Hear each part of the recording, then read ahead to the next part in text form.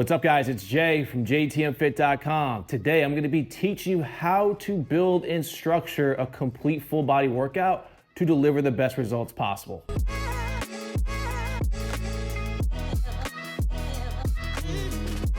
Full body workout sessions are a great way to get a lot of work done in just one session, where we're focusing and targeting all major muscle groups in just one workout. Also, what's going to happen is inherently hitting all major muscle groups, we're going to be burning more calories than we would, let's say, just hitting a chest day or a back day. There will be some exceptions if you're hitting a proper leg day, as a proper leg day is going to torch a lot of calories. But generally speaking, a full body training session is going to be superior in terms of building strength, building muscle, while also torching calories, helping us stay leaner. Full body workouts, they're more fun, they're more interesting, they're more dynamic. They're gonna break up some of that monotonous bro split style training as well. All right, guys, there are 7 main movement patterns that I focus on when building a complete full body workout.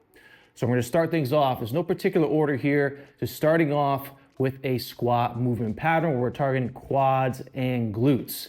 So examples are a barbell back squat, a dumbbell goblet squat, or a kettlebell suitcase heel elevated squat. Next, we have a lunge pattern, quads and glutes as well, but now we're getting to more unilateral movement, which is really important in building a complete full body workout. So examples, barbell back lunge, we have a dumbbell walking lunge, and we have a kettlebell goblet side lunge. Next, a hip hinge where we're targeting hamstrings and glutes. So this could be a deadlift, this could be a kettlebell swing, or it could be a single leg RDL. Next, we get into a vertical press, targeting the shoulders, anterior delts, some triceps as well, and some core. We have a kettlebell shoulder press, so just a basic shoulder press. We have a single arm dumbbell shoulder press or a kettlebell push press. Next, we get into a horizontal press targeting chest, triceps, and anterior delts. Examples, barbell bench press, single arm dumbbell bench press, or a kettlebell hollow body floor press. Next, some sort of vertical or horizontal pull. It could be one or the other. It doesn't have to be both in one workout, but at least one of these to target the back and the lats. So we have our basic pull-up, we have a kettlebell bent over row, or we have a dumbbell single arm row. And then lastly, core and abs. So this could be a hollow body hold, this could be a hanging knee raise, or something a little more dynamic like a kettlebell plank pull through. So generally speaking, we want to order these exercises from hardest to easiest. So if we're going by the book, being textbook with this, we want to start with our harder exercises where we're most fresh and have the most energy, and then structure this and lay it out so our easier exercises are towards the end. So this is going to help us maximize those harder movements and help us minimize the risk of injury with those movements as well. Because the more fatigued we are, the more we're at risk of getting hurt if we're lifting heavy and going really hard. Now, you also do not have to be so textbook with every single workout that you're building. You don't have to have 7 specific different movements in every single workout. You can use full body movements as well, full body movement patterns, like a kettlebell thruster, or maybe an RDL to bent over row, something like that, which is gonna hit multiple muscle groups in one movement. So it doesn't necessarily have to be 7 movements, it could be 4 or 5, depending on what exercises that you select. Just make sure that in the long run, you're hitting all major muscle groups and movement patterns in every workout.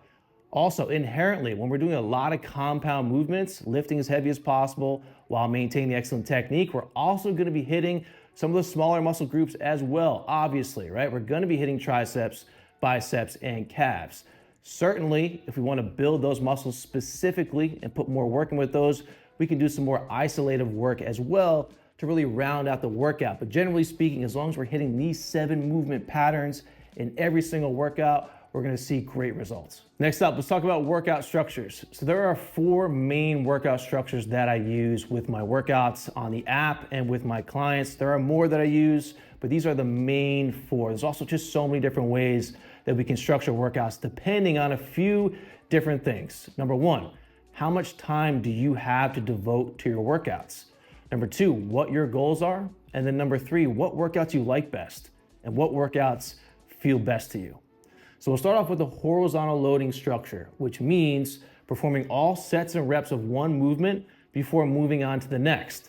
For example, if we have 7 exercises in the workout, we're gonna do all sets and reps of exercise 1, and then move on to exercise number 2, all sets and reps of exercise 2, and then on to exercise 3, and so on down the line.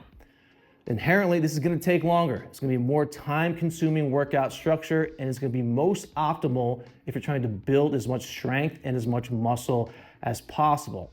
Also, with this structure, generally speaking, we're gonna have longer rest periods in between sets. So anywhere from 90 seconds up to 3 minutes, sometimes up to 5 minutes, depending on whether you're training for strength or training for hypertrophy. So if you're looking just to purely build strength and to build muscle, then the horizontal loading structure is gonna be a great workout structure for you.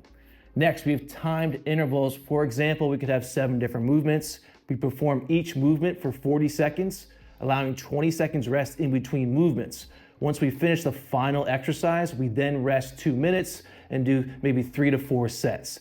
This is still gonna allow us to focus on hypertrophy. I know a lot of people think that once we get into circuit style training, that it ends up being more just conditioning and endurance focused, and that's not always the case. We are in control of how much weight we are lifting. If we are lifting weights that are bringing us very close to, if not to failure in our 40-second intervals, we are going to build muscle. Yes, it will be bringing in more of an intensity to it, so bringing some conditioning and endurance to it as well. So we might not be able to lift quite as heavy as with a horizontal loading structure, but you can absolutely still build some good quality muscle with timed intervals. Also, if you're pressed for time, this is a great way to get a lot of work done in a short amount of time. We next get into the EMOM, so every minute on the minute. For example, if we have 7 different movements, minute number 1, we perform a certain amount of reps of movement number 1. As soon as we finish those reps, we'll have the remainder of that minute to rest before minute 2 starts and we do another exercise. So we always have the remainder of the minute to rest. As soon as we finish that last exercise, we go right back to the first exercise and we can complete that for a set amount of rounds or a set amount of minutes. So the difference between an EMOM and a timed interval is that there's not going to be any lengthy rest in between rounds. So a timed interval, there might be 2 minutes rest in between rounds, whereas an EMOM is still just going to be the remainder of the minute to rest before we continue on to our next round. So this is going to be a little bit more of a focus on conditioning and endurance. We can still push weight and still be getting close to failure with the exercises, especially if we lay those exercises out properly in the workout to also build muscle. And then the last one is an AMRAP, probably the most intense out of them all. So this stands for as many rounds or reps as possible. So for example, we put 20 minutes on the clock. We have 7 different movements. We're gonna perform the prescribed reps of all those exercises, one after the other, resting as little as possible in between movements. As soon as we finish that final movement, we're going right back to exercise 1. So minimal rest throughout. So you're gonna be doing as many rounds as possible while maintaining excellent technique in that set amount of time. So again, these are just the 4 main structures that I focus on. I use other structures as well. There are plenty of other structures out there. Play around with them, try out different structures and see what works best for you in the time that you have to train, the results you want to get, and what workouts you like best. All right, let's build out some workouts. So let's start off with a horizontal loading structure. What would I do and how would I build out a really effective workout? Let's say we're taking 6 different movements. I would start full body, vertical pull, hinge, horizontal press, lunge, and core. Obviously, you can swap these around depending on which exercises you select. But very simply, we do 3 sets of 10 on the thruster, resting maybe 2 minutes in between sets. Then we move on to the pull-up, 3 sets of 10, resting 2 minutes. Then move on to the swing, so on down the line, lifting as heavy as possible, bringing ourselves very close to failure, maybe 1 to 2 reps before failure on every set to maximize hypertrophy. If we were doing timed intervals, I would go maybe 30 seconds on, 30 seconds off. So 30 seconds of thrusters, rest 30 seconds. 30 seconds of pull-ups, rest 30 seconds. So continue down the line. Once we finish the final exercise in the hollow body hold, rest maybe 1 to 2 minutes and repeat for 3 total sets. If I were to put this into an EMOM, what I would do is probably a 30-minute EMOM. So 30 minutes on the clock, minute number 1, 10 thrusters, rest the remainder of the minute.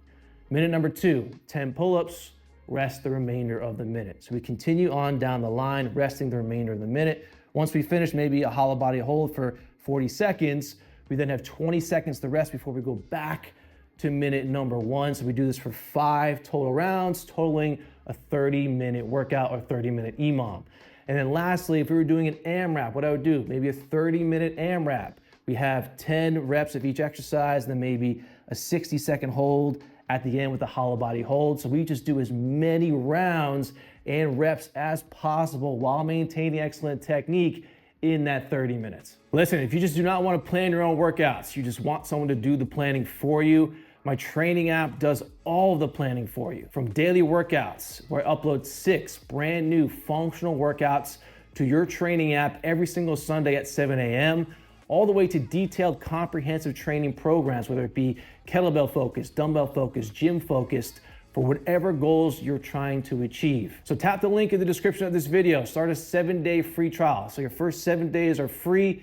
You get access to everything, all of the content that's on the app in your free trial. You can cancel at any time during the 7 days. So if you guys got some great value from this video, please leave a like, drop a comment, subscribe to the channel, and until the next video, I'll talk to you guys soon.